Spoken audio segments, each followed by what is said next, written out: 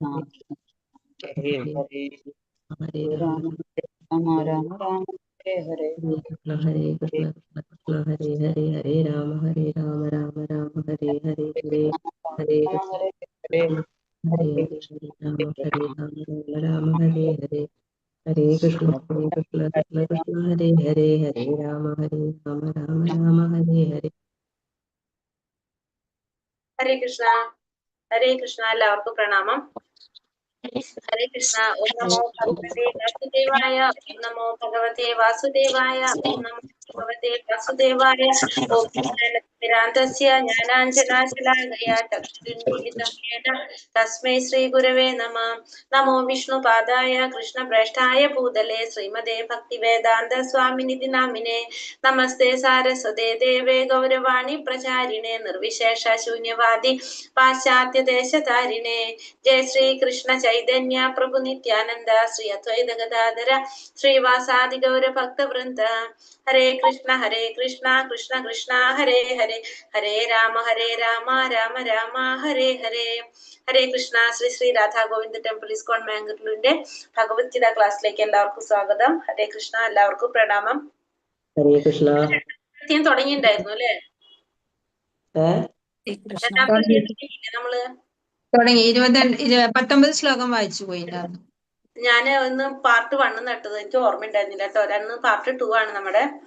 അപ്പൊ പാർട്ട് 1 ഇപ്പൊ രണ്ടെണ്ണം നിങ്ങൾക്ക് യൂട്യൂബിന്റെ ലൈവിൽ 2 പാർട്ട് 1 എന്നാ കാണാം. അപ്പൊ ഒരെണ്ണം പാർട്ട് 2 ആട്ടോ. മനസ്സിലായോ? പാർട്ട് 1 എന്നാണ് ഞാൻ ഇട്ടത്. അപ്പൊ എനിക്ക് മൈൻഡിൽ ഉണ്ടായിരുന്നില്ല. പിന്നെ ബുക്ക് എടുത്തപ്പോൾ ഓർമ്മ വന്ന 20 എടുത്തു തോന്നുന്നുണ്ടല്ലോ. 19 വരെ എടുത്തിട്ടുണ്ട്. ഹരേ കൃഷ്ണ. അപ്പൊ നമ്മള് 2ാമത്തെ അധ്യായം തുടങ്ങിയിട്ടുണ്ടായിരുന്നു. 2ാമത്തെ അധ്യായത്തില് ഭഗവാൻ ഇപ്പോ ആത്മാവിനെ കുറിച്ച് അർജുനന് പറഞ്ഞു കൊടുത്തുകൊണ്ടിരിക്കുകയാണ് അല്ലെ. ഇത്തിരി കൂടി ഡീറ്റെയിൽ ആയിട്ട് പറഞ്ഞു പോകാണ്. 2ാമത്തെ അധ്യായത്തില് അർജുനൻ ഭഗവാനെ ഗുരുവായിട്ട് സ്വീകരിച്ചു. അപ്പോ ഭഗവാൻ അർജുനൻ ആ ഗുരുവിന്റെ ഗാംഭീര്യത്തോടു കൂടി ജ്ഞാനം പകർന്നു കൊടുക്കുകയാണ് ഇപ്പൊ. അപ്പൊ അതാണ് നമ്മളിപ്പോ അതാണ് നോക്കിക്കൊണ്ടിരിക്കുന്നുണ്ടായിരുന്നത്. അപ്പൊ അതില്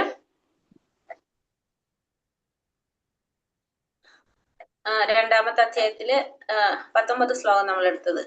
അതെ. അപ്പൊ ഭഗവാൻ അർജുനനോട് ആത്മാവിനെ കുറിച്ച് പറഞ്ഞു കൊടുക്കായിരുന്നു. ഇനി 20ാമത്തെ ശ്ലോകത്തിൽ നമുക്ക് നോക്കാം ആത്മാവിനെ കുറിച്ച് എന്താ ഇനി പറയുന്നത്. അപ്പൊ കഴിഞ്ഞ ശ്ലോകത്തിൽ പറഞ്ഞു ആത്മാവ് കൊല്ലുന്നില്ല, മരിക്കുന്നുമില്ല. അപ്പൊ അങ്ങനെ ചിന്തിക്കുന്നവര് ജ്ഞാനിയല്ല എന്നാണ് ഭഗവാൻ പറഞ്ഞത്. അപ്പൊ ഇനിയും ആത്മാവിനെ കുറിച്ചുള്ള കാര്യങ്ങളാണ് ഭഗവാൻ ഇവിടെ പറയുന്നത്. ജ്ഞാനയോഗമാണ് കൊടുക്കുന്നത്. അപ്പൊ അത് കാരണം കൊണ്ട് കുറച്ച് നമുക്കൊരു ബുദ്ധിമുട്ടായിരിക്കും കുറെ ഇങ്ങനെ പറയുമ്പോ. ഒന്ന് നോക്കാം. ബുദ്ധിമുട്ട് തോന്നുകയാണെങ്കിൽ നമുക്കൊന്ന് ജസ്റ്റ് ഒരു ബ്രേക്ക് എടുത്തിട്ട് പിന്നെ പറയാം കേട്ടോ. ശ്രദ്ധിക്കാൻ പറ്റില്ല എന്ന് കണ്ടാല്. ഹരേ കൃഷ്ണ. ഓം നമോ ഭഗവതേ വാസുദേവായ. ശ്ലോകം 20. ന ജായതേ മ്രിയതേ വാ കഥാചിത് നായം ഭൂത്വാ ഭവിതാ വാ ന ഭൂയഃ അജോ നിത്യശാശ്വതോയം പുരാണോ ന ഹന്യതേ ഹന്യമാനേ ശരീരേ. ആത്മാവിന് ഒരിക്കലും ജനന മരണങ്ങളില്ല. അത് ഉണ്ടായിട്ടില്ല, ഉണ്ടാകുന്നില്ല, ഭാവിയിൽ ഉണ്ടാവുകയുമില്ല. അജനും നിത്യനും ശാശ്വതനും പ്രാചീനനുമാണത്. ശരീരം നശിക്കുമ്പോൾ അതിന് മരണമില്ല. അപ്പൊ ആത്മാവിന് ഒരിക്കലും എന്തുണ്ടാകുന്നില്ല? ജനന മരണങ്ങൾ ഉണ്ടാകുന്നില്ല. അത് ഇതുവരെ ഉണ്ടായിട്ടില്ല, ഇനി ഉണ്ടാകുന്നില്ല, ഭാവിയിൽ അത് ഉണ്ടാകാനും പോകുന്നില്ല. അത് അജനാണ്, അതായത് ജനനമില്ലാത്തവനാണ്, നിത്യമായിട്ടുള്ളതാണ്, ശാശ്വതനാണ്, പ്രാചീനനാണ്. ശരീരം നശിക്കുന്നു, പക്ഷെ ആത്മാവിന് മരണമില്ല. അപ്പൊ അതുകൊണ്ടാണ് നമുക്ക് ഇപ്പൊ പ്രായമായി കഴിഞ്ഞാൽ അല്ലെ, കിഴവൻ എന്ന് കരുതപ്പെടുന്ന ഒരാൾക്ക് ബാല്യത്തിലും യൗവനത്തിലും ഉണ്ടായിരുന്ന അതേ ആവേശം ഇന്നും ഉണ്ടെന്ന് തോന്നുന്നത്. കാരണം ശരീരത്തിൽ വരുന്ന മാറ്റങ്ങൾ ആരെ ബാധിക്കില്ല? ആത്മാവിനെ ബാധിക്കില്ല. അപ്പൊ ആത്മാവിനെ ബാധിക്കാത്തതുകൊണ്ട് ഇപ്പൊ നമ്മള് ശരീരം കൊണ്ട് എത്ര പ്രായമായാലും നമുക്ക് എന്തുണ്ടാകാം? അതേ ആവേശം നമുക്ക് ചിലപ്പോ പ്രായമാകുമ്പോഴും നമുക്ക് ഉണ്ടാകാം. അതിന്റെ കാരണം ശരീരത്തിന് വരുന്ന മാറ്റങ്ങൾ നമ്മുടെ ആത്മാവിലെ ബാധിക്കാത്തതുകൊണ്ടാണ്. അപ്പൊ ഈ ആത്മാവും പരമാത്മാവും, ജീവാത്മാവും പരമാത്മാവും ഒരേ ശരീരത്തിന്റെ ശരീരമാകുന്ന ഒരേ വൃക്ഷത്തില് ഹൃദയാന്തർഭാഗത്ത് കുടികൊള്ളുന്നതാണ് എന്ത്? ഈ ജീവാത്മാവും പരമാത്മാവും. വേദാവിനാശിനം നിത്യം യ ഏനാമജമവ്യയം കഥം സ പുരുഷ പാർത്ഥ കം ഘാതായതി ഹന്തികം. അല്ലയോ പാർത്ഥ, ആത്മാവ് നാശമില്ലാത്തവനും അജനും പരിണാമങ്ങളില്ലാത്തവനുമാണെന്ന് അറിയുന്നവർ ഒരാൾക്ക് ആരെയെങ്കിലും കൊല്ലുവാനോ കൊലയ്ക്ക് പ്രേരിപ്പിക്കുവാനോ എങ്ങനെ കഴിയും? അപ്പൊ ആത്മാവ് എന്ന് പറയുന്നത് നാശമില്ലാത്തവനാണ്, അജനാണ്, പരിണാമങ്ങൾ ഇല്ലാത്തവനാണെന്ന് മനസ്സിലാക്കുന്ന ഒരു വ്യക്തിക്ക് ഒരാളെ കൊല്ലാനോ കൊലയ്ക്ക് പ്രേരിപ്പിക്കാനോ എങ്ങനെയാണ് സാധിക്കുക? കാരണം ആത്മാവ് നാശമില്ലാത്താണെന്ന് മനസ്സിലാക്കി, പരിണാമങ്ങൾ ഇല്ലാത്താണ്, അജനാണ്, ജനനമില്ലാത്തവനാണെന്ന് മനസ്സിലാക്കി കഴിഞ്ഞാൽ ആത്മാവിനെ കൊല്ലാനോ കൊലയ്ക്ക് പ്രേരിപ്പിക്കാനോ ആർക്കെങ്കിലും സാധിക്കുമോ എന്ന് ചോദിക്കാണ്. ഇവിടെ സമാധാന പ്രിയനായ ജഡ്ജി ഒരു ഘാതകന് മരണശിക്ഷ വിധിച്ചാൽ അതിന് അദ്ദേഹത്തെ കുറ്റപ്പെടുത്താൻ വയ്യ. കാരണം ആ മറ്റൊരാളെ ഹിംസിക്കുന്നത് നിയമാനുസൃതമായിട്ട് അദ്ദേഹം ആജ്ഞാപിക്കാണ് എന്നത് ഹിംസിക്കാനായിട്ട്. ഒരു ഘാതകൻ അയാൾ ചെയ്ത കൊടും പാപത്തിന്റെ ഫലം ഈ ഒരു ജന്മത്തിൽ ആ ശരീരം കൊണ്ട് അനുഭവിച്ചു കഴിഞ്ഞാൽ പിന്നെ എന്ത് വേണ്ടി വരുന്നില്ല? അടുത്ത ജന്മത്തില് വീണ്ടും ആ വ്യക്തിക്ക് ആ ചെയ്തതിന്റെ ഫലം അനുഭവിക്കാനായിട്ട് ഇടവരുന്നില്ല. അപ്പൊ അതിനു വേണ്ടിയിട്ട് മരണശിക്ഷ വിധിക്കും. ആരും ജഡ്ജി വിധിക്കുന്നത്. വംസാസിജീർണാനി, അതായത് നമ്മൾ ചെയ്ത പാപത്തിന്റെ ഫലം ഈ ശരീരം കൊണ്ട് ഈ ജന്മത്തിൽ തന്നെ അനുഭവിച്ചാൽ അടുത്ത ജന്മത്തിൽ പിന്നെ അത് അനുഭവിക്കേണ്ടതായിട്ട് വരുന്നില്ല. വംസാസിജീർണാനി യഥാ വിഹായ നവാനി ഗൃഹണാതി നരോപരാണി തഥാ ശരീരാണി വിഹായ ജീർണോ നന്യാനി സംയാതി നവാനി ദേഹി. പഴകിയ ഉടുപ്പുകൾ മാറ്റി പുതിയവ എടുത്ത് അണിയുന്നത് പോലെ ജീർണിച്ച് ഉപയോഗിക്കാൻ കൊള്ളാത്തതായിട്ടുള്ള ഭൗതിക ശരീരങ്ങൾ ഉപേക്ഷിച്ച് ദേഹി പുതുദേഹങ്ങൾ സ്വീകരിക്കുന്നു. അപ്പൊ പഴകിയ ഉടുപ്പുകൾ മാറ്റിയിട്ട് പുതിയ എടുത്ത് അണിയുന്ന പോലെ നമുക്ക് ജീർണിച്ച് ഉപയോഗിക്കാൻ കഴിയാത്ത ഈ ഭൗതിക ശരീരം ഉപേക്ഷിച്ച് ആത്മാവ് എന്ത് ചെയ്യും? ദേഹി എന്ന് വെച്ചാല് ആത്മാവ് പുതിയ ദേഹം സ്വീകരിക്കും. അപ്പൊ അണുമാത്രനായ ജീവാത്മാവിന് ഈ മാറ്റം, ഒരു ശരീരത്തിൽ നിന്ന് മറ്റൊരു ശരീരത്തിലേക്കുള്ള മാറ്റം സാധ്യമാകുന്നത് പരമാത്മാവിന്റെ കാരുണ്യം കൊണ്ടാണ്. അപ്പൊ പരമാത്മാവ് എന്ന് പറയുന്നത് ജീവാത്മാവിന്റെ ആത്മമിത്രം, ഒരു സുഹൃത്താണ്. അപ്പൊ ഈ പരമാത്മാവ് തന്റെ ആത്മമിത്രത്തിന്റെ ആഗ്രഹം നിറവേറ്റി കൊടുക്കുന്നത് കൊണ്ടാണ് ആ ജീവാത്മാവിന് എന്ത് സാധിക്കുന്നത്? വേറൊരു ശരീരത്തിലേക്ക് പോകാൻ സാധിക്കുന്നത്. അല്ലാതെ തന്റെ ഇഷ്ടത്തിന് പോകാൻ സാധിക്കില്ല. അതിന് ആരുടെ കാരുണ്യം കൊണ്ടാണ് അത് നടക്കുന്നത്? പരമാത്മാവിന്റെ കാരുണ്യം കൊണ്ടാണ് അത് നടക്കുന്നത്. അപ്പൊ ഒരേ വൃക്ഷത്തിലാണ് ഇരിക്കുന്നവരാണ് രണ്ട് ശരീരമാകുന്ന ഒരേ വൃക്ഷത്തിൽ ഇരിക്കുന്നവരാണ് ഈ പരമാത്മാവും ജീവാത്മാവും. ഇപ്പൊ ഭോക്താവായിട്ടുള്ള പക്ഷി അതെങ്ങനെയാണ്? ഉത്കണ്ഠാകുലനാണ്, ദുഃഖിതനാണ്. എങ്കിലും പരമപ്രതുവായ പ്രഭുവായിട്ടുള്ള സുഹൃത്തിന് നേരെ ദൃഷ്ടി തിരിക്കാനും അദ്ദേഹത്തിന്റെ മഹിമകൾ അറിയാൻ സാധിച്ചാലാണ് എന്തിൽ നിന്ന് മുക്തനാകാൻ സാധിക്കുന്നത്? വ്യാകുലതകളിൽ നിന്നും മുക്തനാകാനായിട്ട് സാധിക്കുന്നത്. അപ്പോ എപ്പോഴാണോ ഭഗവാനെ നോക്കുന്നത്, അപ്പൊ ഒരു വൃക്ഷത്തിന്റെ കൊമ്പിലാണ് ഇരിക്കുന്നത് രണ്ടുപേരും, ഒരേ വൃക്ഷത്തിൽ ഇരിക്കുകയാണ്. തിരിഞ്ഞ് എപ്പോഴാണോ നോക്കുന്നത് അപ്പോഴാണ് ആ ക്ലേശങ്ങളിൽ നിന്ന്, വ്യാകുലതയിൽ നിന്ന് മുക്തനാകാനായിട്ട് സാധിക്കുന്നത്. നൈനം ചിന്തന്തി ശസ്ത്രാണി നൈനം ദഹതി പാവകഃ ന ചൈനം ക്ലദയന്ത്യോപോ ന ശോഷായതി മാരുതഃ. ആത്മാവിനെ ആയുധങ്ങൾക്ക് മുറിക്കാനാവില്ല, അഗ്നിക്ക് ദഹിപ്പിക്കാനോ വെള്ളത്തിന് നനയ്ക്കാനോ കാറ്റിന് ശോഷിപ്പിക്കാനോ കഴിയില്ല. അപ്പൊ ആത്മാവ് എന്ന് പറഞ്ഞാൽ എങ്ങനെയാണ്? ആയുധങ്ങൾ കൊണ്ട് മുറിക്കാൻ സാധിക്കില്ല, അഗ്നിക്ക് ദഹിപ്പിക്കാൻ സാധിക്കില്ല, വെള്ളത്തിന് നനയ്ക്കാൻ സാധിക്കില്ല, കാറ്റിന് ശോഷിപ്പിക്കാൻ കഴിയില്ല. ഇതൊന്നും ആർക്ക് ചെയ്യാൻ സാധിക്കില്ല? ആത്മാവിനെ ചെയ്യാനായിട്ട് സാധിക്കില്ല. ആത്മാവ് എന്ന് പറയുന്നത് നമ്മൾ ശാസ്ത്രീയമായിട്ട് നമ്മൾ കുറേ കണ്ടുപിടുത്തങ്ങൾ, ഉപകരണങ്ങൾ ഉണ്ടായാലും അതിനെ കൊണ്ടൊന്നും കീറിമുറിക്കാനോ നശിപ്പിക്കാനോ ഒന്നും അതിന് സാധിക്കില്ല, ആത്മാവിനെ സാധിക്കില്ല. അച്ചേത്യോ യമദ്യാഹ്യോ യമക്ലേദ്യോ ശോഷ്യ ഏവച നിത്യ സർവഗതസ്ഥാണുരചലോയം സനാതനഃ. ജീവാത്മാവിനെ മുറിക്കുവാനോ ദഹിപ്പിക്കുവാനോ കുതിർക്കുവാനോ ഉണക്കുവാനോ കഴിയില്ല. ശാശ്വതനും സർവ്വതാ ഗമിക്കാൻ കഴിവുള്ളവനും പരിണാമങ്ങൾക്ക് അതീതനും അചഞ്ചലനും നിത്യനുമാണ് ഈ ആത്മാവ്. അപ്പൊ ജീവാത്മാവിനെ മുറിക്കാൻ സാധിക്കില്ല, ദഹിപ്പിക്കാൻ സാധിക്കില്ല, കുതിർക്കാൻ സാധിക്കില്ല, ഉണക്കാൻ ഒന്നും കഴിയില്ല. ശാശ്വതനാണ്, സർവ്വതാ ഗമിക്കാൻ കഴിവുള്ളവനാണ്, പരിണാമങ്ങൾക്ക് അതീതനും അചഞ്ചലനും നിത്യനുമാണ് ആര്? ഈ ആത്മാവ് എന്ന് പറയുന്നത്. വ്യക്തിത്വമാർന്ന ജീവാത്മാവ് ഒരിക്കലും പരമാത്മാവിൽ ലയിക്കുന്നില്ല. പരമാത്മാവിലേക്ക് ഒരിക്കലും എന്ത് ലയിക്കില്ല? ജീവാത്മാവ് ലയിക്കുന്നില്ല. ആ ജീവാത്മാവ് എന്താണ്? ഭഗവാന്റെ ആ ബ്രഹ്മജ്യോതിയില് ലയിക്കാനായിട്ട് ഇഷ്ടപ്പെടാം. പക്ഷെ ബുദ്ധിമാനായിട്ടുള്ള ജീവാത്മാവ് എന്താണ് ചെയ്യുന്നത്? ഭഗവാന്റെ സംഗമത്തിന് വേണ്ടി ആത്മീയ ഗ്രഹങ്ങളിലേക്ക് കടക്കാണ് ചെയ്യുന്നത്. അപ്പൊ അല്ലാത്ത ജീവാത്മാക്കള്, ഭൗതിക കൽമഷങ്ങളിൽ നിന്ന് മുക്തനായിട്ടുള്ള ജീവാത്മാവ് ഭഗവാന്റെ പ്രസരണത്തില് ഭഗവാന്റെ ആ ബ്രഹ്മജ്യോതിയില് ഒരു സ്ഫുലിംഗമായിട്ട് നിലകൊള്ളാൻ ഇഷ്ടപ്പെടാം. പക്ഷെ ബുദ്ധിമാന്മാരായിട്ടുള്ള ജീവാത്മാക്കൾ എന്ത് ചെയ്യും? ഭഗവാന്റെ സംഗമത്തിന് വേണ്ടിയിട്ട് ആത്മീയ ഗ്രഹങ്ങളിലേക്ക് കടക്കാണ് ചെയ്യും. ഈ ഭൗതിക ലോകത്തിൽ നിന്ന് ആത്മീയ ഗ്രഹത്തിലേക്ക് കടക്കാണ് ചെയ്യുന്നത് ഭഗവത് സംഗമത്തിന് വേണ്ടിയിട്ട് ബുദ്ധിയുള്ള ജീവാത്മാക്കള്. അവ്യക്തോ യമചിന്യോ യമ വികാരിയുമുച്യത്തെ തസ്മാദേവം വിധിത്വൈനം ജ്ഞാനശോചിതുമർഹസി.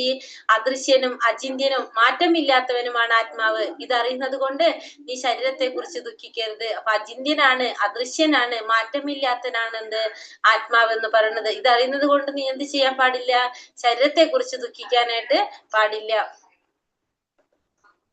ഏറ്റവും ശക്തിമത്തായിട്ടുള്ള സൂക്ഷ്മദർശനിലൂടെ കാണാനാകാത്ത വിധം സൂക്ഷ്മതമമാണ് ആത്മാവ്. തന്മൂലം അദൃശ്യം തന്നെ. അപ്പൊ എന്താ പറയുക, ഏറ്റവും സൂക്ഷ്മമത്തായിട്ടുള്ള സൂക്ഷ്മദർശനിലൂടെ കാണാനാകാത്ത വിധം ഏറ്റവും സൂക്ഷ്മമായിട്ടുള്ളതാണ് എന്ത് ആത്മാവ്.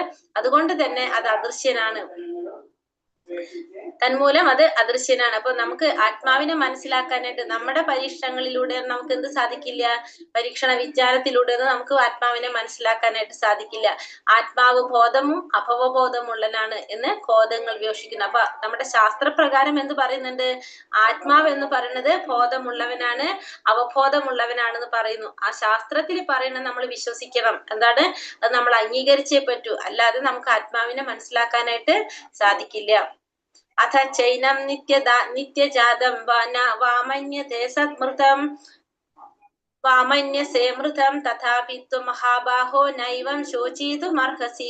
അതല്ല, ഇനി നീ വിചാരിക്കാണ് ആത്മാവ് എപ്പോഴും ജനിക്കുന്നുണ്ട്, എന്നേക്കുമായി മരിക്കുകയും ചെയ്യുന്നു എന്നതാണ് നിന്റെ വിശ്വാസമെങ്കിൽ തന്നെയും നീ ദുഃഖിക്കേണ്ട. അർജുനോട് പറഞ്ഞു, നീ ഇതല്ല വിചാരിക്കുന്നത്, ആത്മാവ് ജനിക്കുന്നു അത് കേട്ട് എന്നേക്കുമായിട്ട് മരിക്കുന്നു എന്നാണ് നിന്റെ വിശ്വാസമെങ്കിലും നീ ദുഃഖിക്കേണ്ട എന്നാണ് ഭഗവാൻ ഇവിടെ പറയുന്നത്. എന്തുകൊണ്ടാണ്? അപ്പൊ ഇവിടെ ശരീരത്തില് ഭിന്നമായിട്ട് ഒരു ആത്മാവില്ലെന്ന് വിശ്വസിക്കുന്ന ഏതാണ്ട് ബുദ്ധമതക്കാരെ പോലെയുള്ള ഒരു വിഭാഗം തത്വചിന്തകന്മാരുണ്ട്. അപ്പൊ ശരീരത്തിൽ നിന്ന് വേറെ ഒരു ആത്മാവില്ല എന്ന് വിശ്വസിക്കുന്നവര്. അപ്പോ ഈ ശരീരം എന്ന് പറയുന്നത് ഭൗതികവാദികളായിട്ടുള്ള തത്വജ്ഞാനികളുടെ ദൃഷ്ടിയിൽ ഭൗതിക പദാർത്ഥങ്ങളുടെ സങ്കലനമാണ് എന്ത് ശരീരം എന്ന് പറയുന്നത്. പക്ഷെ അർജുനൻ എന്താണ് പറയുന്നത്? കൈക്കരുത്തുള്ളവനാണ് അർജുനൻ. വൈദിക ധർമ്മത്തിനെതിരായ വൈഭാഷിക സിദ്ധാന്തത്തെ അർജുനൻ അംഗീകരിച്ചില്ല. അപ്പൊ അർജുനൻ ഒരു ക്ഷത്രിയനാണ്. ക്ഷത്രിയനായതുകൊണ്ട് തന്നെ നമ്മുടെ വൈദ്യ സംസ്കാരങ്ങൾ അല്ലെങ്കിൽ നമ്മുടെ ശാസ്ത്രങ്ങളുടെ അനുസരിച്ചാണ് ആര് പ്രവർത്തിക്കുന്നത്? അർജുനൻ ചെയ്യുന്നത്. അപ്പൊ അതുകൊണ്ട് അർജുനൻ എന്തിനു നിർബന്ധിതനാണ്? ഈ സിദ്ധാന്തങ്ങൾ അനുസരിക്കാൻ അർജുനൻ നിർബന്ധിതനാണ്. അല്ലാതെ അർജുനൻ എന്ത് ചെയ്യുന്നില്ല? ഈ ശാസ്ത്രങ്ങൾക്ക് അല്ലാത്ത കാര്യങ്ങൾ അർജുനൻ ഫോളോ ചെയ്യുന്നില്ല. അർജുനൻ അതിനെ അംഗീകരിക്കുന്നില്ല. ശാസ്ത്രപ്രകാരം പറഞ്ഞതിനെയാണ് അംഗീകരിച്ചു പോകുന്നത്. ഒരു മിനിറ്റ്.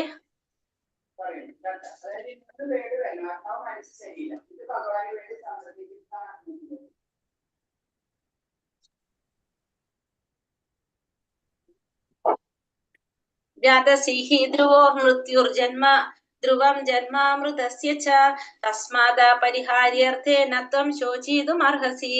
ജനിച്ചവന് മരണം നിശ്ചിതമത്രേ, മരിച്ചവന് ജനനവും. അതിനാൽ തന്റെ അനിവാര്യമായ കർത്തവ്യ നിർവഹണത്തെ പറ്റി നീ വ്യസനിക്കേണ്ടതില്ല. അപ്പൊ ജനിച്ചു കഴിഞ്ഞാൽ നമുക്ക് എന്തുണ്ടണം?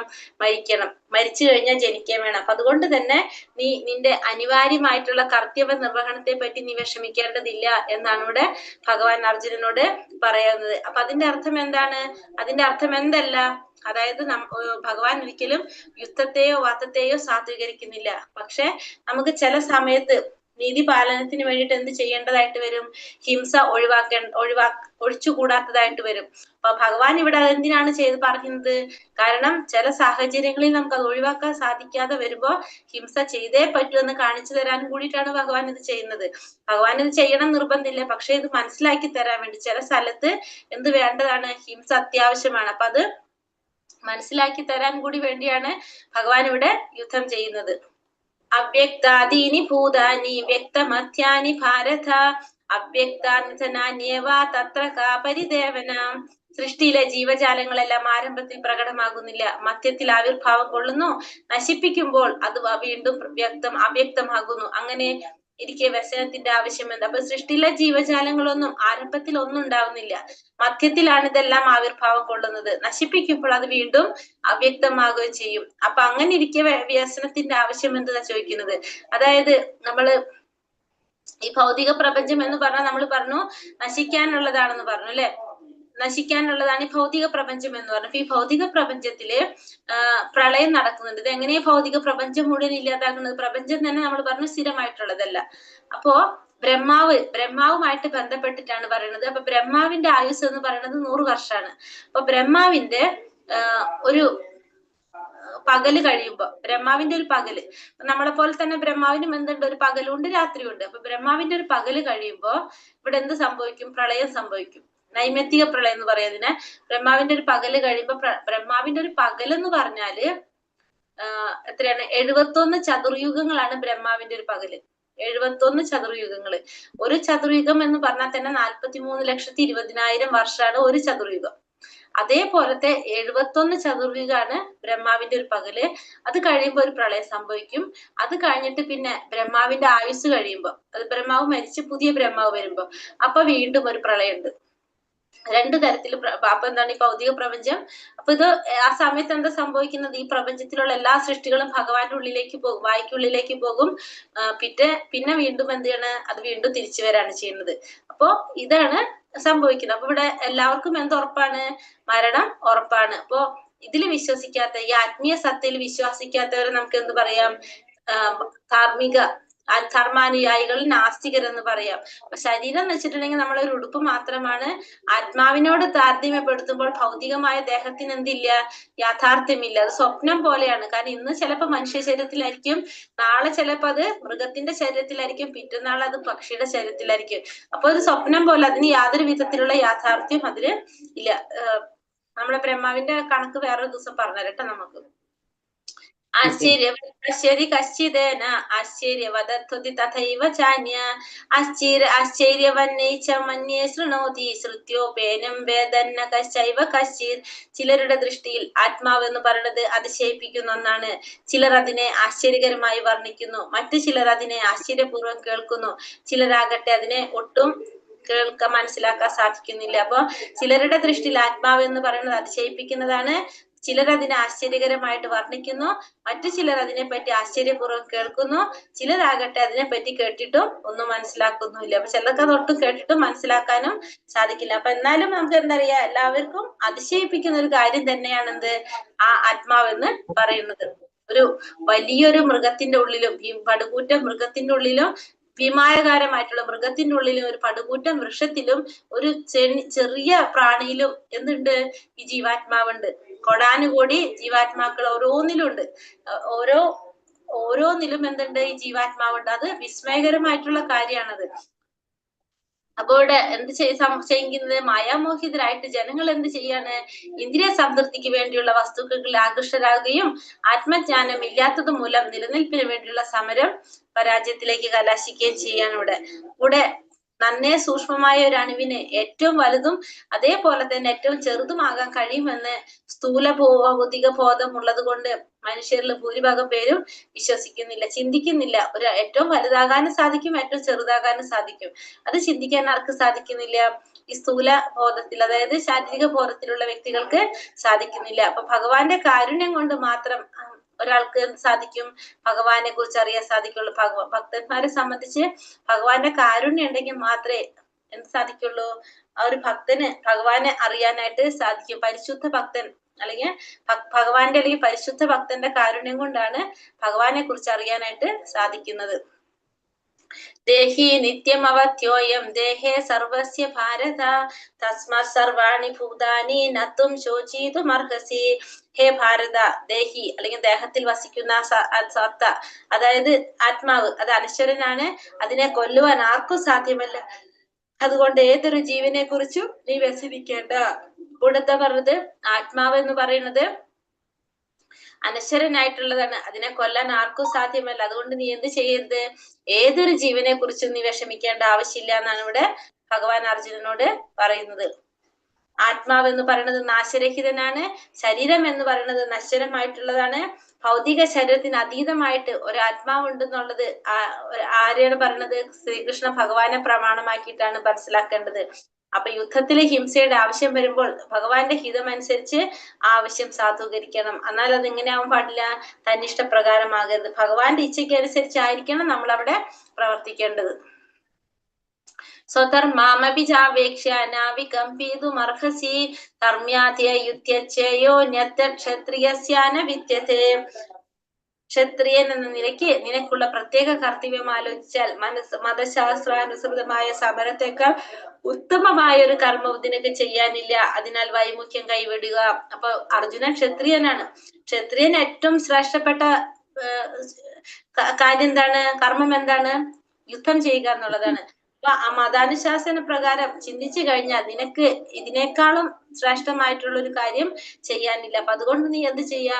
വൈമുഖ്യം കൈവിട്ട് യുദ്ധം ചെയ്യാനാണ് ഇവിടെ ഭഗവാൻ പറയുന്നത്. ക്ഷത്രിയൻ എന്ന് പറഞ്ഞാൽ എന്താണ്? ക്ഷത്ത് എന്ന് വെച്ചാല് മുറിവേൽപ്പിക്കുക, ത്രായതെ രക്ഷപ്പെടുത്തുക. ക്ഷത്രിയൻ എന്ന് വെച്ചിട്ടുണ്ടെങ്കിൽ ഉപദ്രവത്തിൽ നിന്നും രക്ഷിക്കുന്നവനാണ് ക്ഷത്രിയൻ. അപ്പൊ നമുക്ക് രണ്ട് തരത്തിലുള്ള ധർമ്മമുണ്ട്. അപ്പൊ ക്ഷത്രിയന്റെ ധർമ്മം നമ്മൾ പറഞ്ഞു യുദ്ധം ചെയ്യാന്നുള്ളത്. അപ്പൊ സ്വധർമ്മം രണ്ട് തരത്തിലുണ്ട്. ഒന്നെന്താണ്?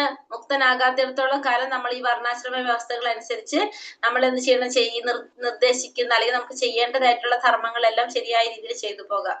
ഇനി അതിന് ശേഷം ആ വർണ്ണാശ്രമങ്ങൾ ചെയ്തുകൊണ്ടിരിക്കുന്ന നമുക്ക് എന്താണ്? നമ്മൾ ഈ ഭൗതിക ലോകത്തിൽ നിന്ന് മോചനം നേടിക്കഴിഞ്ഞാൽ ആ ഭൗതികമായിട്ടുള്ള ധർമ്മം നമ്മൾ എന്തായിട്ട് മാറി? മുക്തനായി കഴിഞ്ഞാൽ സ്വധർമ്മമായിട്ട് മാറി. മുക്താത്മാവായി കഴിഞ്ഞാല് സ്വധർമ്മമായിട്ട് മാറി. അപ്പോ ഈ ശാരീരിക ബോധത്തിൽ ഇരിക്കുമ്പോൾ നമ്മൾ എന്ത് ചെയ്യാണ്? വർണ്ണാശ്രമ ധർമ്മങ്ങളെല്ലാം പാലിച്ചുകൊണ്ട് അതിന് പറയുന്ന പ്രകാരം നമ്മൾ ധർമ്മം അനുഷ്ഠിക്കുന്നു. അപ്പൊ ഈ വർണ്ണാശ്രമ വ്യവസ്ഥകളെല്ലാം എന്തിനു വേണ്ടിയുള്ളതാണ്? നമ്മുടെ ആത്മീയ ജീവിതത്തിന്റെ ചവിട്ടുപടിയാണെന്ന് പറയാം. അപ്പൊ ഇതൊക്കെ നമ്മൾ ചെയ്യേണ്ടതാണ്. കാരണം നമ്മുടെ ആത്മീയ ജീവിതത്തിന്റെ ചവിട്ടുപടിയാണ് എന്ത്? ഈ വർണ്ണാശ്രമ ധർമ്മം എന്ന് പറയുന്നത്. യദൃച്ഛയാ ചോപപന്നം സ്വർഗദ്വാരാമപാവൃതം സുഖിനാ ക്ഷത്രിയ പാർത്ഥാ ലഭന്തെ യുദ്ധമീദൃശം. പാർത്ഥ, യാദൃശ്ചികമായി ഇതുപോലെ ഒരു യുദ്ധത്തിന് അവസരം ലഭിക്കുന്ന ക്ഷത്രിയന്മാർ സന്തുഷ്ടരാണ്. എന്തെന്നാൽ സ്വർഗ കവാടം അവർക്കായി തുറക്കപ്പെട്ടിരിക്കുമെന്ന്. അപ്പൊ അതായത് ഭഗവാൻ പറയാണ്, ഇനി ശരി നീ യുദ്ധം ചെയ്യാനായിട്ട് നിനക്ക് താല്പര്യമില്ല എന്ന് പറയല്ലോ. അപ്പൊ അർജുനനോട് പറയാണ്, ഇനി അഥവാ നീ യുദ്ധം ചെയ്ത് യുദ്ധത്തിൽ മരണപ്പെട്ടാലും നിനക്ക് നല്ലതാണ്, അഥവാ അല്ലെങ്കിലും നിനക്ക് നല്ലതാണ്. എന്താ പറയണത്? കാരണം യുദ്ധം ചെയ്യാൻ ഒരു അവസരം കിട്ടിക്കഴിഞ്ഞാൽ ക്ഷത്രിയന്മാര് ഭയങ്കര സന്തോഷത്തിലായിരിക്കും. കാരണം എന്താണ്? ക്ഷത്രിയന്റെ ധർമ്മം എന്ന് പറയുന്നത് പ്രജകളെ രക്ഷിക്കുക എന്നുള്ളതാണ്. അപ്പൊ അതിനു വേണ്ടിയിട്ട് എന്ത് ചെയ്യാം? ഹിംസയൊക്കെ ചെയ്യേണ്ടതായിട്ട് വരും. അപ്പൊ ചിലപ്പോൾ താനും വധിക്കപ്പെടാം, അത് മറ്റുള്ളവരെ വധിക്കുകയും ചെയ്യും. അങ്ങനെ ക്ഷത്രിയർ മരണപ്പെട്ട് കഴിഞ്ഞാൽ ആ ക്ഷത്രിയർക്ക് എന്താണ് കിട്ടുന്നത്? നേരെ സ്വർഗത്തിലേക്ക് പോകാനായിട്ട് സാധിക്കും. കാരണം ഒരു ക്ഷത്രിയൻ ചെയ്യുന്നത് ആർക്ക് വേണ്ടിയിട്ടാണ്? പ്രജകൾക്ക് വേണ്ടിയിട്ട് ചെയ്യുന്നത് കൊണ്ട് നേരെ സ്വർഗ കവാടാണ് അവർക്ക് തുറന്നിരിക്കുന്നത്. അപ്പൊ അർജുനനോട് പറയാണ്, നീ അതുകൊണ്ട് ദുഃഖിക്കണ്ട. ഒന്നുകിൽ നീ ക്ഷത്രിയനായിട്ട് മരണപ്പെട്ടു കഴിഞ്ഞാൽ നിനക്ക് അവിടേക്ക് പോകാം, സ്വർഗത്തിലേക്ക് പോകാം. അല്ലെങ്കിൽ നിനക്ക് രാജ്യം കിട്ടും. രാജ്യം കിട്ടിയാൽ നിനക്ക് അവിടെ രാജാവായിട്ടിരിക്കാനും പറ്റും. അപ്പോ രണ്ട് തന്നെയായാലും നിന്റെ നന്മ തന്നെയാണെന്ന് ഭഗവാനോട് പറയുന്നത് അർജുനനോട്. അഥ ചേതമിമം ധർമ്മ്യം സംഗ്രാമം ന കരിഷ്യസി തഥാ സ്വധർമ്മ കീർത്തിം ച ഹിത്തോ പാപാമവാപ്സ്യസി. അല്ല, ധാർമ്മികമായി സമരം നീ ചെയ്യുന്നതിലോ ചെയ്യുന്നില്ലെങ്കിലോ സ്വന്തം കടമ നിറവേറ്റാതിരുന്നത് കൊണ്ടോ നീ തീർച്ചയായും പാപം കയ്യേൽക്കും. യുദ്ധവീരൻ എന്നതിന്റെ യശസ് നഷ്ടപ്പെടുകയും ചെയ്യും. അപ്പൊ ഇവിടെ പറയാണ്, ഇനി അതല്ല, നേരെ മറിച്ച് നീ നിന്റെ കർമ്മം ചെയ്യാതിരിക്കുകയാണെന്ന് വിചാരിക്കുക. അങ്ങനെയാണെങ്കിൽ നിനക്ക് എന്ത് വേണ്ടി വരും? പാപം കയ്യേറേണ്ടതായിട്ട് വരും. കാരണം ഒരു ക്ഷത്രിയൻ എന്ന നിലയ്ക്ക് നിനക്ക് ചെയ്യേണ്ട കടമ യുദ്ധം ചെയ്യുക എന്നുള്ളതാണ്. അത് ചെയ്യാതിരുന്നു കഴിഞ്ഞാൽ നിനക്ക് പാപം ഏൽക്കേണ്ടതായിട്ട് വരും. പിന്നെന്താണ്? യുദ്ധവീരൻ എന്നതിന്റെ യശസ് അവിടെ നഷ്ടപ്പെടുകയും ചെയ്യും. അപ്പൊ അർജുനൻ എല്ലാവർക്കും പേടിയാണ്. കാരണം നമ്മൾ പറഞ്ഞില്ല, സവ്യസാചി എന്ന് പഠിച്ചു, പിന്നെ പരന്തപ എന്ന് പറഞ്ഞു, വില്ലാളി വീരനാണ് അർജുനൻ. അപ്പൊ എല്ലാവർക്കും അർജുനനെ പേടിയാണ്. അപ്പൊ അർജുനൻ യുദ്ധം ചെയ്യാതെ മാറി നിന്ന് കഴിഞ്ഞാൽ എന്താണ് സംഭവിക്കുന്നത്? അവിടെ അർജുനന്റെ യശസ് നഷ്ടപ്പെടാണ് ചെയ്യുന്നത്. പ്രശസ്തനായിട്ടുള്ള പ്രശസ്ത ഒരു യോദ്ധാവാണ് അർജുനൻ. അപ്പൊ ദേവന്മാരെ പിന്നെ മഹാദേവനെ പോലും അർജുനൻ എന്ത് ചെയ്തിട്ടുണ്ട്? യുദ്ധത്തിൽ തോൽപ്പിച്ചിട്ടുണ്ട്, കീർത്തി നേടിയിട്ടുണ്ട്. അപ്പൊ അങ്ങനെ ഒരു ക്ഷത്രിയൻ എന്ന നിലയിലാണ് തന്റെ കർമ്മം നിർവഹിക്കാതെ വന്നു കഴിഞ്ഞാല്, ആ കടമയിൽ നിന്ന് മാറി നിന്ന് കഴിഞ്ഞിട്ടുണ്ടെങ്കിൽ സൽകീർത്തി നേടിയതും ഒക്കെ എന്താണ് നഷ്ടപ്പെടും ഇതുവരെ. പിന്നെ നരകത്തിലേക്ക് പോകേണ്ടതായിട്ടും വരും. അപ്പൊ അതുകൊണ്ട് എന്താണ് പറയുന്നത്? നീ യുദ്ധം ചെയ്യുന്നത് കൊണ്ടല്ല, ചെയ്യാതിരുന്നാലാണ് നിനക്ക് എന്ത് സംഭവിക്കുന്നത്? നരകം പോകേണ്ടി വരുന്നെന്നുള്ളത് ഭഗവാനോട് പറഞ്ഞു കൊടുക്കാണ് അർജുനന്. അകീർത്തിം ചാപി ഭൂതാനി കഥയിഷ്യന്തി തേവയം സംഭവാതിശ്ച കീർത്തിർ മരണാദത്തിരിച്ചതേ. ജനങ്ങളെല്ലാം നിന്നെ പഴിക്കും. ഒരു മാന്യ വ്യക്തിക്ക് മരണത്തെക്കാൾ ദുസ്സഹമാണ് അപമാനം. അപ്പൊ അത് മാത്രല്ല, നിന്നെന്ത് ചെയ്യും? എല്ലാവരും നിന്നെ പഴിക്കുകയും ചെയ്യും. അപ്പോ നിന്നെ കുറ്റം പറയും എല്ലാവരും. അപ്പൊ അതുകൊണ്ട് നമുക്ക് എന്താണ്, ചെയ്യാതിരിക്കുന്നതിനേക്കാളും ശ്രേഷ്ഠമായത് എന്താണ്? യുദ്ധം ചെയ്യുക എന്നുള്ളത്. കാരണം ഒരു വ്യക്തിയെ സംബന്ധിച്ച് മരണത്തെക്കാൾ ദുസ്സഹമാണ് എന്ത്? മറ്റുള്ളവരെ അപമാനിക്കുക എന്ന് പറയുന്നത്. അപ്പൊ പോരിന് മുന്നേ തന്നെ രണാങ്കണം വിട്ടുപോയി കഴിഞ്ഞാല് എല്ലാവരും അർജുനന് ഭീരുവെന്നാണ് വിളിക്കുക. അപ്പൊ അങ്ങനെ വിളിച്ചു കഴിഞ്ഞാൽ എന്താണ്? ഒരു മാന്യനായ വ്യക്തിയാണ് അർജുനൻ. അപ്പൊ അതിനേക്കാളും എന്താണ്, മരണത്തെക്കാൾ ശ്രേഷ്ഠമാണ് എന്ത്, കഷ്ടമാണ് എന്ത് പറയുന്നത്? ഈ അപകീർത്തിപ്പെടുത്ത അല്ലെങ്കിൽ ദുഷ്കീർത്തി ചെയ്യാന്ന് പറയുന്നത്. ഭയദ്രണാതു പരദം മംസ്യന്തേ ത്വമഹാരതഃ യേഷാം ചത്വം ബഹുമതോ ഭൂത്വാ യാസ്യസി ലാഘവം. ഭയം കൊണ്ട് മാത്രമാണ് നീ യുദ്ധരംഗത്തിൽ നിന്ന് പോയതെന്ന് നിന്റെ പ്രശസ്തിയെ മാനിച്ചിരിക്കുന്ന മഹാരഥന്മാർ വിചാരിക്കും. അങ്ങനെ അവർ നിന്നെ നിസാരനായിട്ട് കരുതും. അപ്പൊ നീ ഭയന്നിട്ടാണ് യുദ്ധരംഗം വിട്ടു പോയതെന്ന് എല്ലാവരും വിചാരിക്കും. നിന്റെ പ്രശസ്തിയെ കുറിച്ച് പറഞ്ഞിരുന്നവരൊക്കെ മഹാരഥന്മാരെല്ലാവരും വിചാരിക്കും. അപ്പൊ നിന്നെന്താണ്, എല്ലാവരും നിസാരനായിട്ടായിരിക്കും പിന്നെ നിന്നെ കാണാനായിട്ട് തുടങ്ങുന്നത്. അവാജ്യവാതാംശ ബഹുർവതിഷന്തി തവാഹിതഃ നിന്ദന്തസ്തവ സാമർത്ഥ്യം തതോ ദുഃഖതരം നികീം. ശത്രുക്കൾ നിന്നെ പറ്റി പലതും പറയും, നിന്റെ കഴിവില്ലായ്മയെ പുച്ഛിക്കും. ഇതിലും ദുഃഖകരമായി നിനക്ക് എന്തുണ്ടാവാനാണ്? അപ്പൊ ശത്രുക്കൾ നിന്നെ കുറിച്ച് കുറെ പഴി പറയും, നിന്റെ കഴിവില്ലായ്മയാണെന്ന് പറഞ്ഞ് മറ്റുള്ളവർ പുച്ഛിക്കും. അതിനേക്കാളും ദുഃഖകരമായിട്ട് വേറെ എന്തെങ്കിലും വേണോ നിനക്ക് ഇനി എന്നാണ് അർജുനനോട് ചോദിക്കുന്നത്. ഹതോ വാ പ്രാപ്സ്യസി സ്വർഗം ജിത്തോ വാ ഭോക്ഷ്യസേ മഹീം തസ്മാദുത്തിഷ്ഠ കൗന്ദേയ യുദ്ധായ കൃതനിശ്ചയഃ. കുന്തിപുത്ര, ഒന്നുകിൽ നീ യുദ്ധത്തിൽ കൊല്ലപ്പെട്ട് സ്വർഗം പോകും, അല്ലെങ്കിൽ വിജയം നേടി സാമ്രാജ്യം ഭരിക്കും. ഏതായാലും ഉറച്ച തീരുമാനത്തോടെ എഴുന്നേറ്റ് യുദ്ധം ചെയ്യും. അപ്പൊ ഒന്നുകിൽ നിനക്ക് എന്ത് സംഭവിക്കും? നീ സ്വർഗം പോകും. അല്ലാന്ന് വെച്ചിട്ടുണ്ടെങ്കിൽ നിനക്ക് എന്ത് സംഭവിക്കും? രാജ്യം ഭരിക്കാൻ പറ്റും. ഏതായാലും കുഴപ്പമില്ല, ഉറച്ച തീരുമാനത്തോടു കൂടി എഴുന്നേറ്റ് യുദ്ധം ചെയ്യാനാണ് ഇവിടെ ഭഗവാൻ അർജുനനോട് പറയുന്നത്. സുഖ ദുഃഖ സമയ കൃത്വ ലാഭാലാഭോ ജയാജയോ തഥോ യുദ്ധായ യുജസ്വ നൈവം പാപാമവാപ്സ്യസി. പക്ഷെ യുദ്ധം ചെയ്യുമ്പോ എങ്ങനെ വേണം?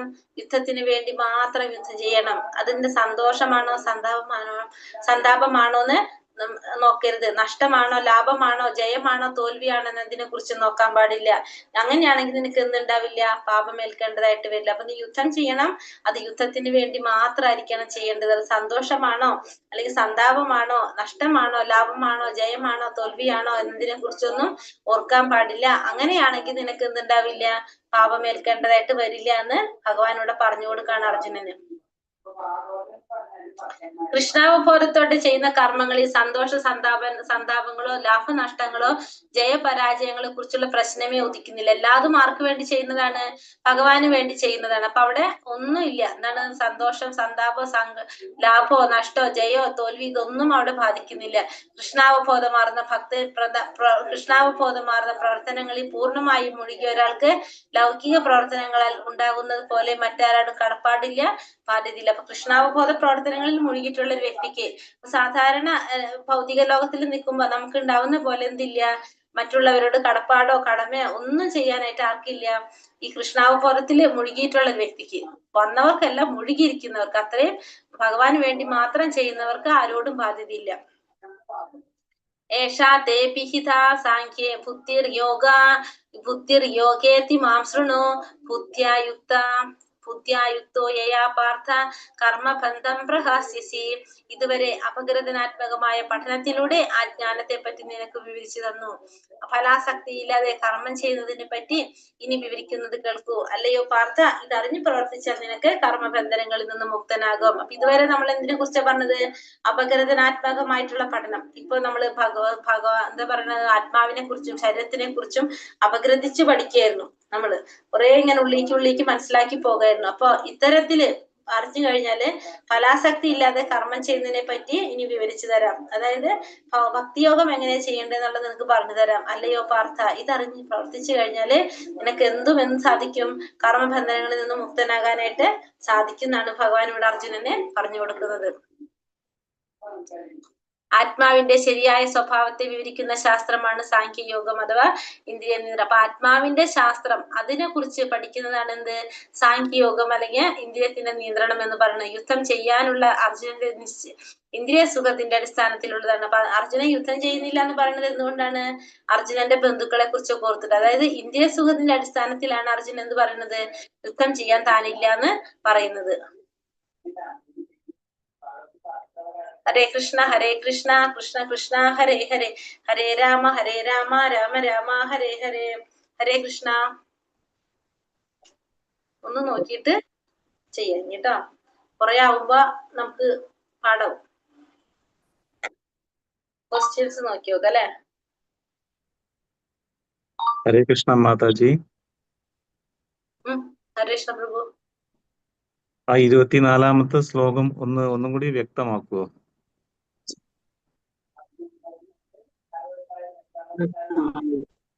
24-ാമത്തെ പറഞ്ഞ അച്ചോധ്യായ മധ്യോഹ്യ യമ ക്ലേത്യോ ശോഷ്യാവച്ച നിത്യ സർവഗതസ്ഥാണു രചലോയം സനാതന. അപ്പൊ ജീവാത്മാവിനെ നമുക്ക് എന്ത് ചെയ്യാൻ സാധിക്കില്ല?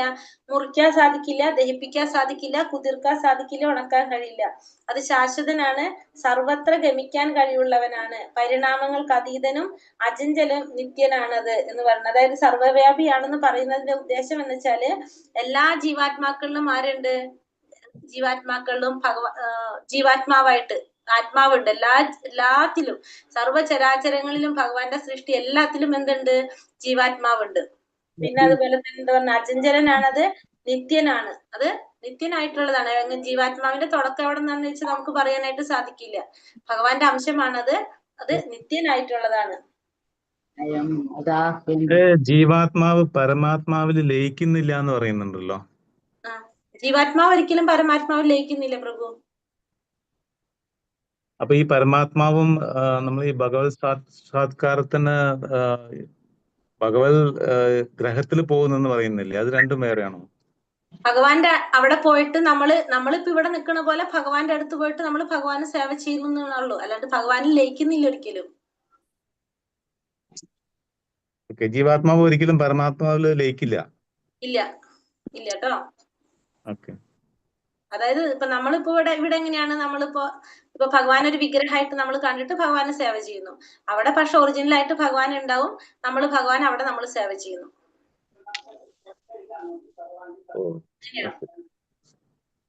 ഹരേ കൃഷ്ണ മാതാജി. ഹരേ കൃഷ്ണ. ഹരേ കൃഷ്ണ മാതാജി. മാതാജി, എനിക്ക് യൂട്യൂബ് ഞാൻ 3 ദിവസം എനിക്ക് ഇത്തിരി ഡയബറ്റിക് പ്രോബ്ലം ആയിട്ട് ഞാൻ ക്ലാസ് അറ്റൻഡ് ചെയ്തിട്ടുണ്ടായിരുന്നില്ലേ. അപ്പൊ ഫസ്റ്റ് ക്ലാസ്സിൽ മാത്രമേ അറ്റൻഡ് ചെയ്തിട്ടുണ്ടായിരുന്നുള്ളൂ. അപ്പൊ എനിക്ക് അതിന്റെ ലിങ്ക് യൂട്യൂബിന്റെ ഇതൊന്നും കിട്ടിയിട്ടില്ല. എങ്ങനെയാണ് ലിങ്കിൽ ചേർക്കാൻ? ഗ്രൂപ്പിലുണ്ട് മാതാജി, ഗ്രൂപ്പിലുണ്ടല്ലോ. ഈ ഗ്രൂപ്പിൽ ഇത് മാത്രമേ ഉള്ളൂ മാതാജി. എനിക്ക് യൂട്യൂബില് ഞാൻ 2-3 ദിവസം റെസ്റ്റ് ആയിരുന്നു. അപ്പൊ എനിക്കത് ക്ലാസ് മുഴുവൻ കിട്ടിയിട്ടില്ല. അപ്പൊ ക്വസ്റ്റ്യൻ ആൻസറും വരുന്നില്ല. മാതാജി ഗ്രൂപ്പിലുള്ളതല്ലേ, ലെവൽ 2 3 PM ഗ്രൂപ്പിലില്ലേ? അതെ. അതില് യൂട്യൂബ് പോസ്റ്റ് ചെയ്യുന്നുണ്ട് ഡെയിലി പോസ്റ്റ് ചെയ്യുന്നുണ്ടോ? പിന്നെ എനിക്ക് ക്വസ്റ്റ്യൻ ഒന്നും കിട്ടുന്നില്ല മാതാജി. മാതാജി ആദ്യം ഏത് ക്ലാസ്സിലായിരുന്നു? ഇതിൽ തന്നെയായിരുന്നു, 3 മണിയുടെ ക്ലാസ്സിൽ തന്നെയായിരുന്നു. നേരത്തെ വൈകുന്നേരം 6:30യുടെ ക്ലാസ്സിലായിരുന്നു. പിന്നെ അതിപ്പോ ലെവൽ 2-ല് 3 മണിയുടെ ക്ലാസ്സിലാണ്. മാതാജിയുടെ പേരും ഫോൺ നമ്പറും ഒന്ന് പറഞ്ഞു കഴിഞ്ഞാൽ മിനി മാതാജി ഇട്ട് തരും. എന്റെ പേര് മിനി. ഓക്കെ, മാതാജിയുടെ നമ്പറും കൂടി ഒന്ന് പറഞ്ഞോളൂ. 70 ഒരു സെക്കൻഡ് മാതാജി, മിനി മാതാജി കേൾക്കുന്നുണ്ട് മാതാജി, പറഞ്ഞോളൂ. 70 34 ആ 98 ആ 2853 2853 പേരെന്തുവാ? മിനി മിനി മാധവൻകുട്ടിയാന്നോ? അല്ല, മിനി ശ്രീഹരി. മിനി ശ്രീഹരി. ഓക്കെ. ഗ്രൂപ്പിലില്ലാന്നല്ലേ? ആക്കാം. ആ ഗ്രൂപ്പില് ആഡ് ചെയ്തിട്ടില്ലാന്ന് തോന്നുന്നു. Okay okay. ഞാൻ ലിങ്ക് അയച്ചേക്കാം. മാതാജി ചേർന്നോളൂ കേട്ടാ. ആ ഓക്കെ. ഹരേ കൃഷ്ണ മാതാജി, പ്രണാമം. ഹരേ കൃഷ്ണ. ക്വസ്റ്റ്യൻ ആൻസർ നോക്കാം. ഇപ്പൊ ഇന്നലത്തെ ക്വസ്റ്റ്യൻ ആൻസറിൽ ഇന്നലെ നമ്മൾ ഏതുവരെ നോക്കിയിട്ടുണ്ടായിരുന്നു? ആത്മാവിന്റെ ആത്മാവിന്റെ വലിപ്പം വരെ നോക്കില്ലേ? ആത്മാവിന്റെ സവിശേഷതകള് എന്ന് പറയാലോ. ആത്മാവിന്റെ സവിശേഷതകള് ജനനമരണമില്ല, നിത്യനാണ്, ശാശ്വതനാണ്, പ്രചീജനമാണ്. ാക്കാനോ വെള്ളത്തിൽ കുതിർക്കാനോ സാധ്യമല്ല, ഉറക്കാനാവില്ല, സാധിക്കില്ല. അചിന്തനാണ്, അത് നിത്യവും സർവ്വവ്യാപിയുമാണ്. അജനാണ്, നിത്യനാണ്, ശാശ്വതനാണ്, അല്ലെ, പ്രാചീനനാണ് എന്നൊക്കെ പറഞ്ഞു നമ്മള്. പിന്നെ അർജുനൻ യുദ്ധം ചെയ്യുന്നത് കൊണ്ടല്ല, മറിച്ച് ചെയ്യാതിരുന്നാലാണ് നരകം പോകേണ്ടതെന്ന് പറയാൻ കാരണം എന്താണ്? സ്വധർമ്മം അനുഷ്ഠിക്കാത്തത് കൊണ്ട്. ഇപ്പൊ സ്വധർമ്മം ചെയ്യാത്തതുപോലെ ആണല്ലോ അർജുനൻ, അതുകൊണ്ടാണ്. അതായത് അർജുനൻ ക്ഷത്രിയനാണ്, ക്ഷത്രിയന്റെ ധർമ്മയുദ്ധം ചെയ്യാതിരിക്കുമ്പോഴാണ് അർജുനൻ നരകം പോകേണ്ടതായിട്ട് വരുന്നത്. ക്ഷത്രിയൻ എന്നാൽ എന്താ അർത്ഥാക്കുന്നത്? ക്ഷത്രിയൻ പറഞ്ഞ ഷത്ത് എന്ന് വെച്ചാല് ഉപദ്രവത്തിൽ നിന്ന്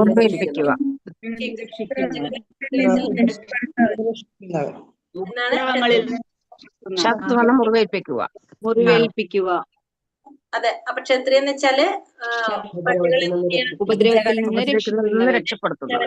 രണ്ടു തരത്തിലുള്ള സ്വധർമ്മം എന്തൊക്കെയാണ്? മുക്തനായിട്ടുള്ള പ്രമാണങ്ങളും അനുസരിച്ച് ഓരോ ശരീരത്തിൽ നിറവേറ്റാൻ കർമ്മം ചെയ്യണം. എന്താണെന്ന് ചോദിക്കണമെന്ന് വിചാരിച്ചിട്ടുണ്ടായിരുന്നു, അത് മനസ്സിലായിട്ടാണ്. രണ്ടു തരം സ്വധർമ്മം. ഒന്ന് നമ്മൾ ഈ ഭൗതിക ലോകത്തിലും ഒന്ന് ആത്മീയ ലോകത്തിലും. മനസ്സിലായോ? ആത്മീയ ലോകം എന്ന് പറഞ്ഞാല് ഭൗതിക ലോകത്തിന്റെ പുറത്തുള്ള ലോകം, ഭഗവാന്റെ ലോകം. സ്വധർമ്മം പിന്നെ ഒന്ന് ഭൗതിക ലോകം. രണ്ട് ലോകത്തില് അതായത് ഭൗതിക ലോകത്തിൽ ആരാണുള്ളത്? നമ്മുടെ സ്വധർമ്മം എന്ന് പറഞ്ഞാല് നമ്മൾ ഈ വർണ്ണാശ്രമ വ്യവസ്ഥ പ്രകാരം നമ്മൾ പാലിക്കേണ്ടത്, നമ്മൾ കർമ്മം ചെയ്തു പോകാനാണ് നമ്മുടെ സ്വധർമ്മം. അതായത് ഇപ്പൊ നമ്മളൊരു ക്ഷത്രിയനാണെങ്കിൽ ക്ഷത്രിയന്റെ ധർമ്മം ചെയ്യുന്നു, ബ്രാഹ്മണനാണെങ്കിൽ ബ്രാഹ്മണന്റെ ധർമ്മം ചെയ്യുന്നു. നമ്മൾ ഈ ശരീരം കൊണ്ട് നമുക്ക് ചെയ്യേണ്ടതായിട്ടുള്ള, നമ്മളൊരു എന്താ പറയാ, ഈ ഭൗതിക ലോകത്തിൽ ജന്മം എടുക്കുമ്പോ നമ്മൾ ഈ ശരീരത്തിന് ചെയ്യേണ്ടതായിട്ടുള്ള കുറെ കടമകൾ ഉണ്ട് അല്ലെ? അതൊക്കെ ചെയ്യുന്നത് എന്താണ്? ഈ ഭൗതിക ലോകത്തിലെ സ്വധർമ്മം. അപ്പൊ ഒന്നാമത്തത് മനസ്സിലായത്. ഇനി ആത്മീയ ലോകത്തിലേക്ക് പോകാണ്. അപ്പൊ ഈ ഭൗതിക ലോകത്തിൽ നിന്ന് ജീവാത്മാവ് വർണ്ണാശ്രമ വ്യവസ്ഥയിലൂടെ മുക്തനായിട്ട് എവിടേക്ക് പോയി? ആത്മീയ ലോകത്തിലേക്ക് കടന്നു. അപ്പൊ അവിടുത്തെ സ്വധർമ്മം എന്താ വരുന്നത്? ഭഗവാന്റെ സേവനം ചെയ്യാൻ. അവിടെ എന്താ വരുന്നത്? പിന്നെ നമ്മുടെ ശരീരം നമുക്ക് ചെയ്യാനുള്ളത് എന്താണ്? ഭഗവാന്റെ സേവനം മാത്രം. ഇപ്പൊ ക്ലിയർ ആയി എല്ലാവർക്കും? ക്ലിയറായി. ഞാൻ ഇന്നലെ ചോദിക്കണം എന്ന് വിചാരിച്ചു, പിന്നെ രാത്രി ഓർമ്മയായത്. ശരി. അല്ല കുഴപ്പമില്ല, അതിനാണ് ഈ ക്വസ്റ്റ്യൻസ് ഇടുന്നത്. അപ്പൊ അങ്ങനെ എന്തെങ്കിലും ഉണ്ടെങ്കിൽ ക്ലിയർ ആക്കാൻ വേണ്ടിട്ട്. അപ്പൊ യാദൃശ്ചികമായ യുദ്ധത്തിന് അവസരം ലഭിക്കുമ്പോൾ ക്ഷത്രിയന്മാർ സന്തുഷ്ടരാകാൻ കാരണം എന്താണ്? അവര് മരിച്ചാല് വീരസ്വർഗം പ്രാപിക്കും, ജയിച്ചാൽ രാജ്യം കിട്ടും. അപ്പൊ അതുകൊണ്ട് അവർക്ക് സന്തോഷം. മരിച്ചു കഴിഞ്ഞാൽ അവർക്ക് നേരെ സ്വർഗത്തിലേക്ക് പോകാനായിട്ട് സാധിക്കും. എങ്ങനെ യുദ്ധം ചെയ്താൽ പാപമേൽക്കില്ലെന്നാണ് ഭഗവാൻ പറയുന്നത്? അതിന് ഫലത്തെ പറ്റി ചിന്തിക്കാതെ, ഫലം ആശിക്കാതെ അല്ലെ? ഫലം ആഗ്രഹിക്കാതെ യുദ്ധം ചെയ്തു കഴിഞ്ഞാൽ എന്തുണ്ടാവില്ല? പാപമേൽക്കേണ്ടതായിട്ട് വരില്ല എന്നാണ് പറഞ്ഞത്. അത്രയല്ലേ എടുത്തിട്ടുള്ളൂ? അത്ര എടുത്തിട്ടുള്ളൂ അല്ലെ?